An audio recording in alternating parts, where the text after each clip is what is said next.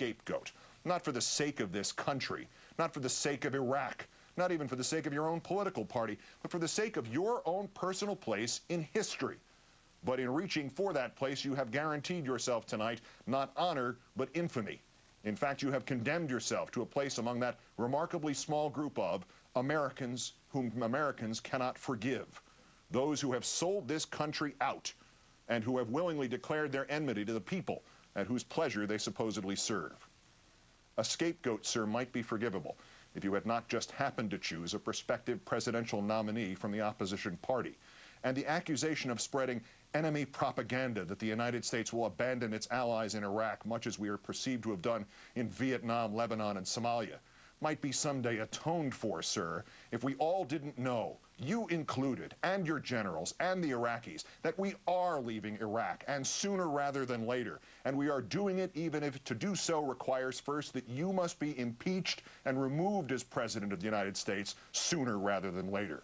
You have set this government a war against its own people and then blamed those very people when they have said enough. And thus it crystallizes, Mr. Bush. When the Civil War general Ambrose Burnside ordered a disastrous attack on Fredericksburg in which 12,000 of his men were killed, he had to be physically restrained from personally leading the next charge himself.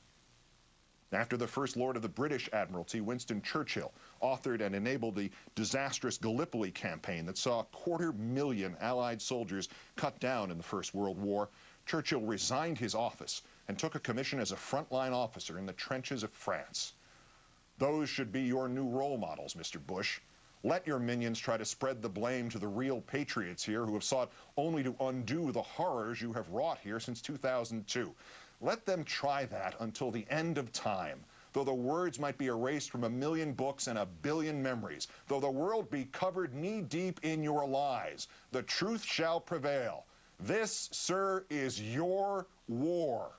Senator Clinton has reinforced enemy propaganda, made it impossible for you to get your ego-driven, blood-steeped win in Iraq. Then take it into your own hands, Mr. Bush.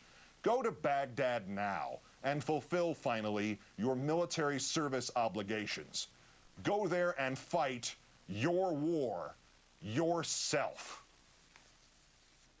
As mentioned previously, I spoke earlier this evening with the Massachusetts Senator John Kerry from Washington.